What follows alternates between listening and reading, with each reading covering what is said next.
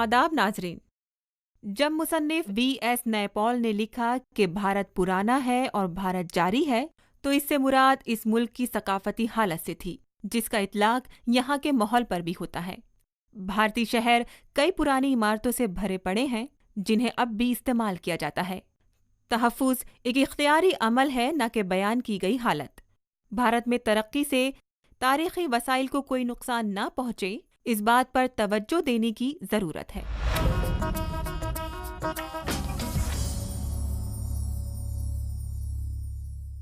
भारत को इस्लामी फ़न तामीर के हवाले से तमद्दुन और आर्ट में एक अजीम मिली-जुली मिरास मिली है। हालांकि शुमाली भारत का मुग़ल फ़न तामीर काफ़ी मशहूर है, लेकिन मुल्क के दूसरे हिस्सों में मौजूद बेशकीमती और दिलचस्प इस्लामी फ़न तामीर को इस कदर पज़िराई हासिल न हो सकी। भारत में दूसरे मुल्क के मुकाबले वस्ती दौर में इस्लामी फ़न तामीर के सबसे ज़्यादा नमूने पाए जाते हैं। ये एक ऐसी हकीकत है जिससे न सिर्फ भारत के लोग बल्कि दुनिया के दूसरे शहरी भी नावाकिफ हैं। भारत को अजीम फ़न तामीर के शाहकार विरसे में मिले हैं, जो जुनूब में केरला से शुमाल में कश्मीर तक और मशरिक़ में त्रिपुरा से मगरिब में गुजरात तक फैले हुए हैं।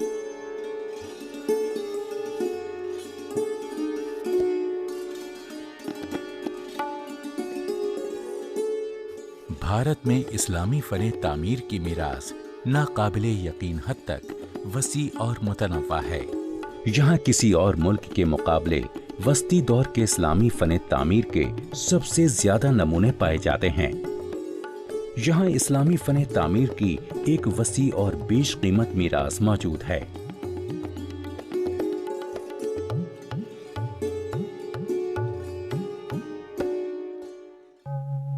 भारत ज़माने कदीम से ही एक मशहूर कौन सरजमीन रही है, जिसकी आबियारी हमदर्दी पर मबनी मुख्तलिफ फ़लसफ़ों ने की है। यहाँ पर भी फलती फूलती इस्लामी, ईसाई, पारसी और यहूदी आबादियां मौजूद हैं। हिंदू, बुद्ध, जैन और सिख इसी सरजमीन की पैदावार हैं। भारत को इस हवाले से तमद्दुन और आर्ट में एक अजीम मिली जुली मीरास हासिल है।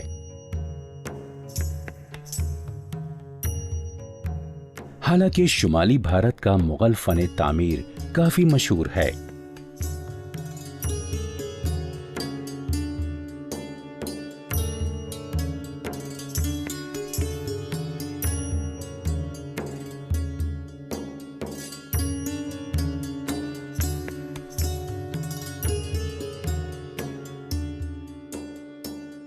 ये एक हकीकत है कि दुनिया में इस्लामी फ़न तामीर की बेहतरीन मिसाल यानी ताजमहल भारत में ही वाक़ई है।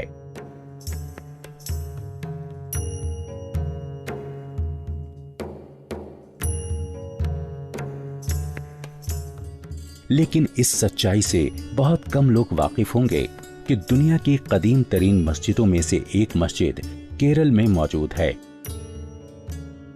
असल में भारत को अजीम इस्लामी फ़न तामीर के शाहकार विरसे में मिले हैं, जो कि जुनूब में केरल से लेकर शुमाल में कश्मीर तक और मशरिक में त्रिपुरा से लेकर मगरिब में गुजरात तक फैले हुए हैं।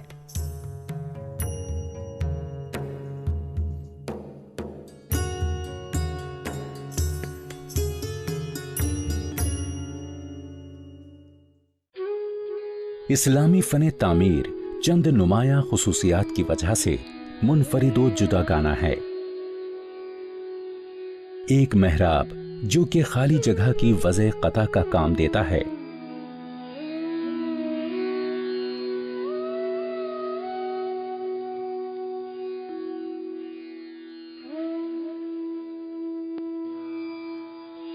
दूसरा गुंबद जो कि ऊपरी जगह का अहाता करता है। चूंकि गुंबद का फ़न तामीर महदूद और लामहदूद दोनों की तर्जुमानी करता है, इसलिए इसका एक अहम रोल है।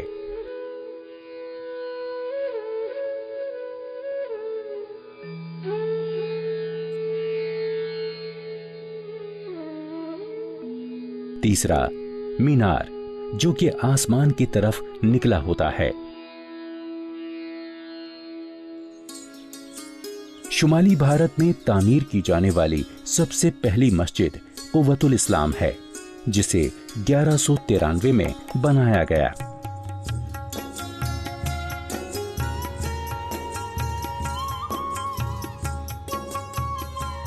इस मस्जिद पर कुरानी आयात खूबसूरत अंदाज में कुंदा किए गए हैं।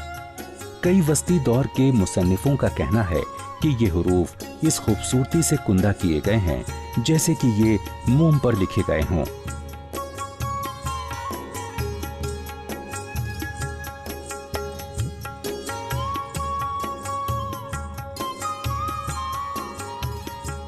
हुमायूं के मकबरे को मुगल फन तामीर का पहला शाहकार माना जाता है, जो कि दिल्ली के गुज़िश्ता फन तामीर से बिल्कुल मिलता जुलता है।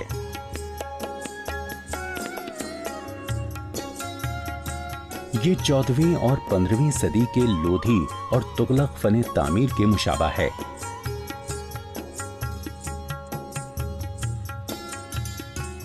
मुगल फन तामीर में हमें मकामी अनासिर, तामीराती तकनीक, तर्ज और रिवायात और बरामद की गई रिवायात और तर्ज का मिलन देखने को मिलता है।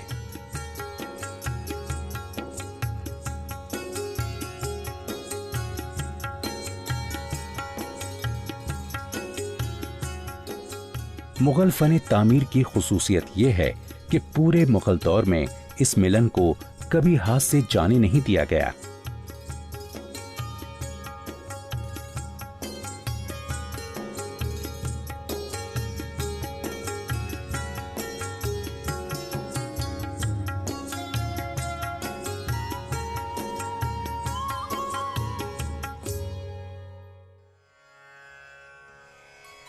सोलहवीं सदी में आगरा अकबर का दारुल खुलाफा था। यहां का किला पूरे शुमाली हिंदुस्तान में सबसे मजबूत था, जिसकी तामीर का हुक्म अकबर ने 1565 ईस्वी में दिया था। इस किले में अकबर, जहांगीर और शाहजहां के महल थे।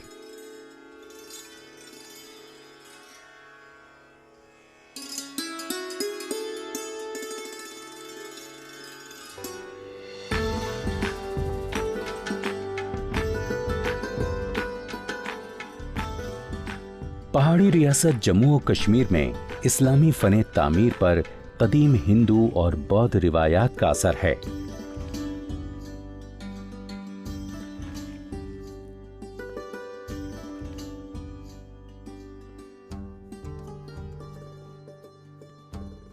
कश्मीर की खानकाहों और मस्जिदों में लकड़ी का कसरत से इस्तेमाल किया गया है।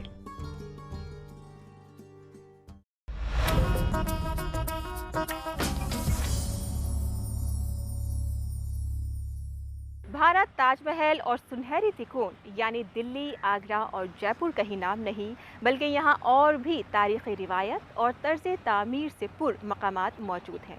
इस मुल्क की सकाफती मीरास के और भी कई दिलचस्प गोशे हैं। अगर कोई शख्स भारत की सैर के लिए आया है तो यहाँ की मीरास उसे धूप, रेत और कुदरती नज़ारों से आगे की दुनिया से मुतारुफ कराने की पूरी अहलियत रखती है। भारत रिवायती तर्ज इलाज यानी आयुर्वेदा की भी जन्मभूमि है। ये कदीमी तर्ज इलाज 6000 साल पुराना है। भारत रिवायती तर्ज इलाज आयुर्वेद की जन्मभूमि है। आयुर्वेद का जिक्र वेदों में मिलता है, जो कि हिकमत दानाई की 4 किताबें हैं। ये तर्ज इलाज किसी भी तरीक़ा इलाज से कदीम तर माना जाता है। 6000 साल पुराने और कदीम तर्ज इलाज आयुर्वेद की बुनियाद 5 अनासिर या 5 महाभूत पर मबनी है। ये 5 अनासिर हैं हवा, मिट्टी, पानी, आग और खला। आयुर्वेद इन्हीं 5 अनासिर की रोशनी में बीमारी या मरज का मुताला करता है और फिर इलाज तजवीज करता है। इसमें जड़ी बूटियों और पौधों से इलाज किया जाता है।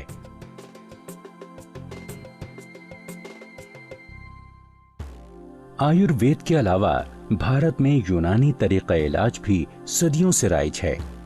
इस तिब्बी निजाम को 13वीं सदी में अरबों ने भारत में मुतारिफ कराया।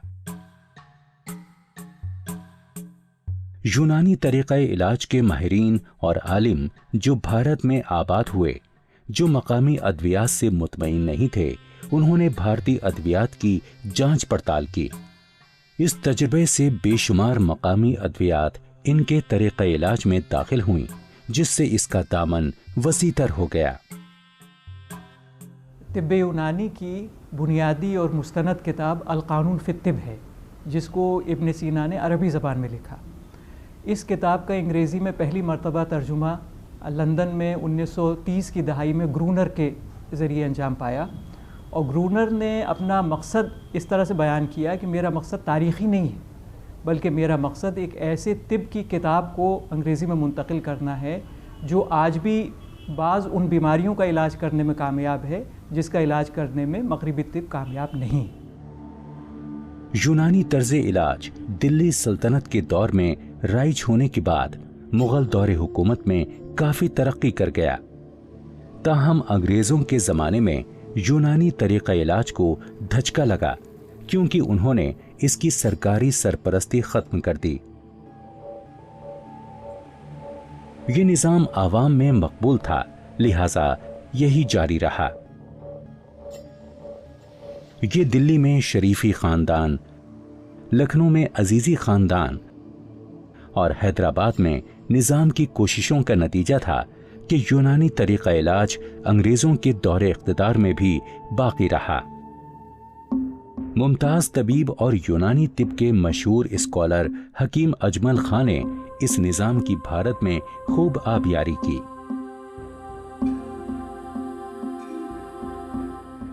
इस वक्त यूनानी तर्ज इलाज की तरवीज के लिए अलीगढ़ और दिल्ली के अलावा मुल्क के कई इलाकों में काफी काम हो रहा है।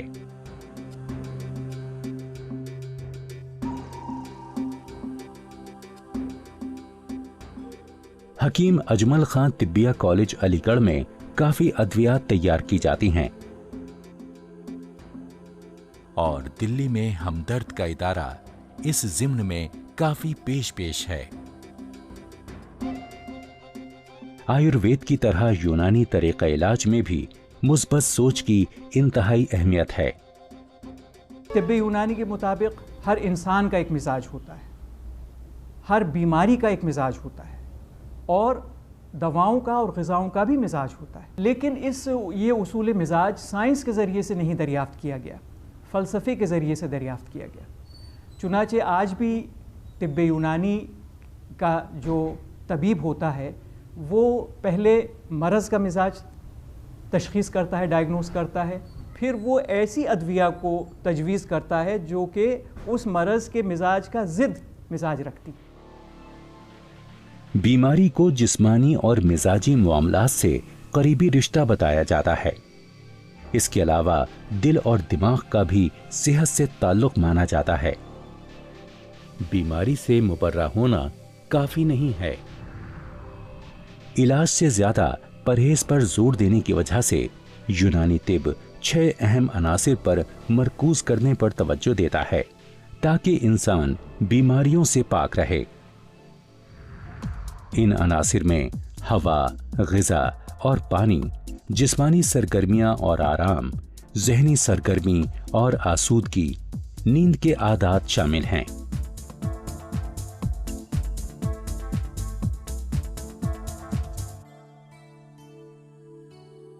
भारत में फिलवक्त 40 यूनानी मेडिकल कॉलेज मौजूद हैं जहां इस निज़ाम इलाज से मुताल्लिक तरबियत दी जाती है।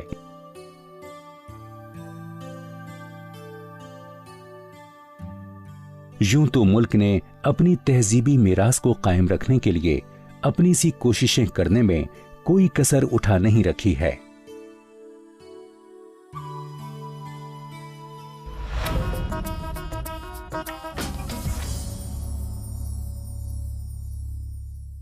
शुमाल मशरिकी रियासतों का कल्चर मुनफरिद है।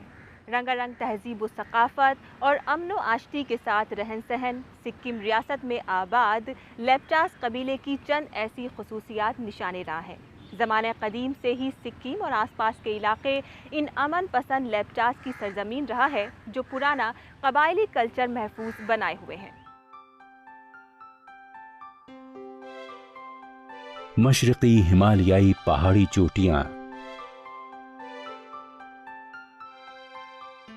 बैनुल अक़वामी शोहरत याफ्ता हयातियाती इलाका, ये कोहिस्तानी सिलसिला आलमी सतह पर मशहूर बहुत सारी नादिरो नायाब नबातात और जमादात का घर है।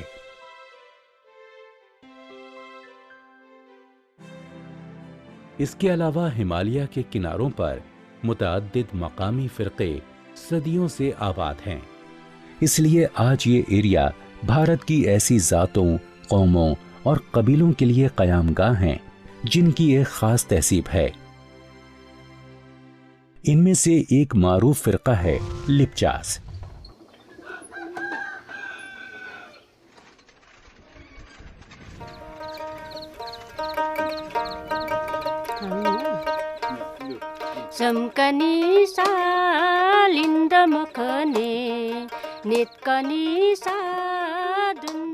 माना जाता है कि सदियों पुरानी रिवायात के हामिल ये लोग इस कोहिस्तानी सिलसिले के असली बाशिंदे हैं। किसी जमाने में जो लिप्चास शिकार के लिए मशहूर थे, अब खेती बाड़ी कर रहे हैं।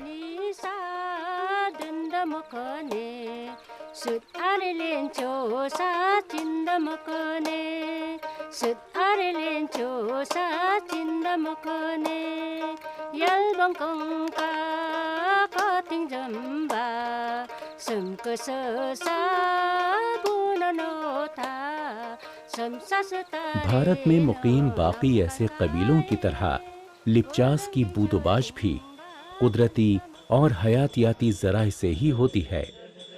इनकी समाजी, तहसीबी, इक़्तिसादी, रूहानी और रिवायती धारों का बहाव इर्द गिर्द माहौलियाती मंजरनामे का मरहून मिन्नत है।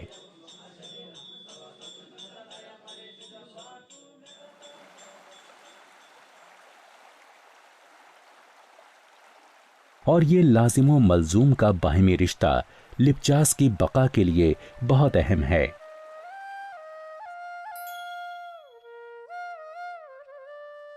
सदियों से इन्होंने कुदरती माहौलियाती ज़राए के इस्तेमाल और इनके बारे में इल्म आगही पुश्त दर पुश्त हासिल की है, जो इनका अनमोल सरमाया है। मशरक़ी हिमालयाई हिस्सों के कलिम्पोंग और सिक्किम इलाकों में बसने वाले इन फ़िरक़ों ने चावल की गैर मामूली हद तक कदरदानी की है। कोई भी तकरीब, मेला या रिवायती इज्तिमा चावल के बगैर नामुकम्मल है। कहा जाता है कि माहौलियाती एतबार से मालामाल इस खित्ते में चावल की तकरीबन 600 इक़साम उगाई जाती हैं।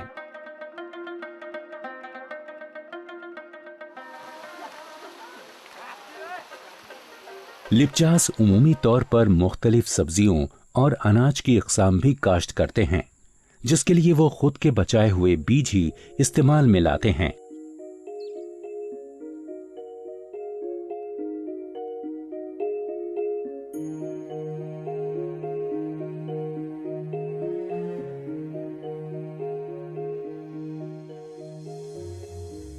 और मकामी रिवायात के मुताबिक ये बीज किसान एक दूसरे के साथ तब्दील करते हैं।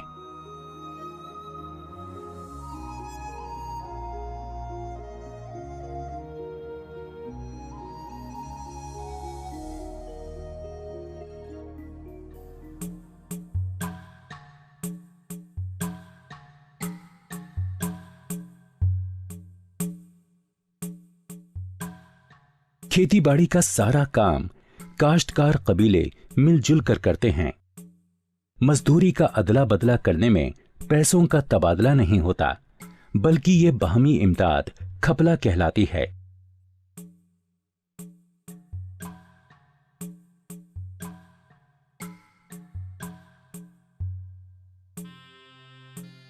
खेतों, पानी, जमीन और ज़राअत से मुतालिक मसाइल को अपने ही समाज में हल किया जाता है।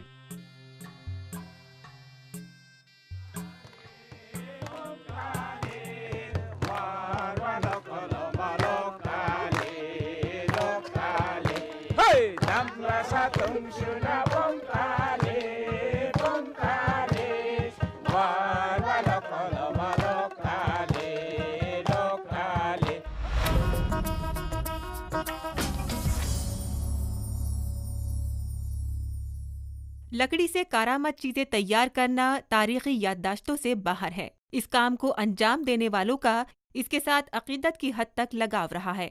भारत में लकड़ी के कारीगरों ने खास इस फन को अपनी तहजीब के साथ जोड़कर एक आला मकाम अता किया। एक जमाना था जब लकड़ी से बनी मूर्तियों को बतौर खास घरों में रखने का रिवाज आम था। लोगों का ये अकीदा था कि ऐसा करने से उनके घरों में बरकत आएगी और उनके अहले खाना बुरी आत्माओं से महफूज रहेंगे। इस तरह के जज्बे ने लकड़ी कारीगरी को रूहानियत के साथ जोड़कर इस फन को इज्जत और वक़ार का दर्जा अता किया। आइए हम भी इस कारीगरी पर एक नजर डालते हैं।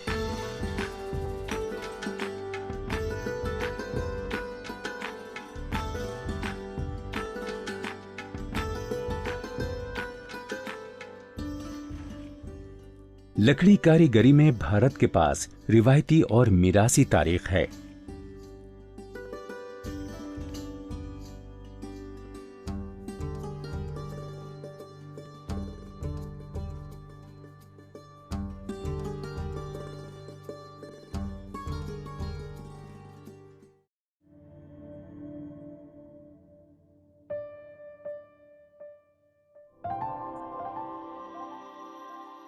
सरजमीने भारत पर कमोबेश हर किस्म के पेड़ पौधे भारी तादाद में उगते हैं।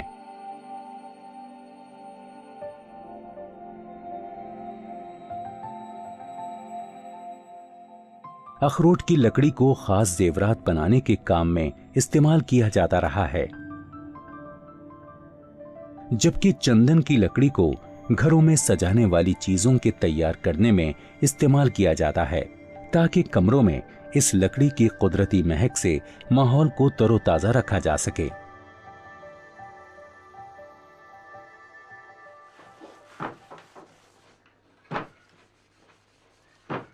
मौजूदा जमाने में भी लकड़ी कारीगरी से वाबस्ता लोग अपने आबाओ अजदाद की मीरास को कायम और दायम रखते हुए इस फनकारी को जिंदा रखे हुए हैं।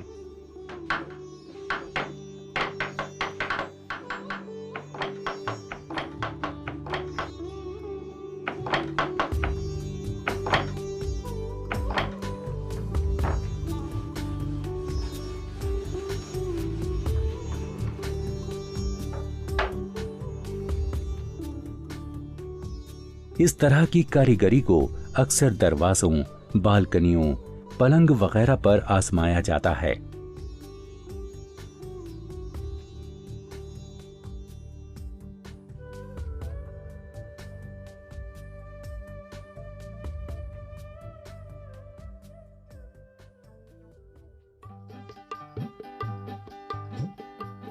मुल्क के कई हिस्सों में मौजूद पुरानी इमारत में इस्तेमाल किए जाने वाले शह तीरों को आज भी ताजा हालत में देखा जा सकता है।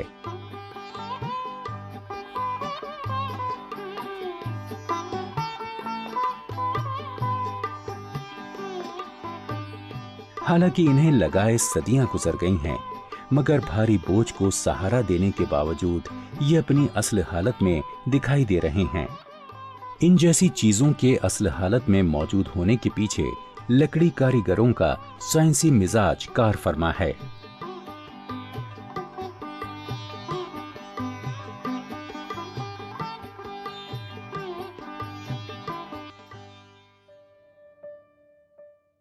इन कारीगरों ने सदियों कब्ल लकड़ी को मौसमी और वक्त की मार से बचाने के लिए एक खास किस्म के तेल को लगाने का सिलसिला शुरू किया, जो आज भी जारी है।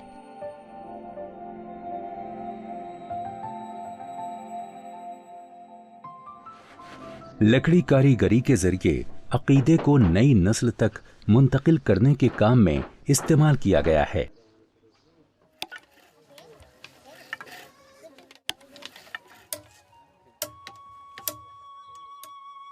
ऐसा करने के लिए कारीगरों ने लकड़ी पर इंतहाई सब्र आजमा मेहनत से मजहबी कहानियां तहरीर की हैं।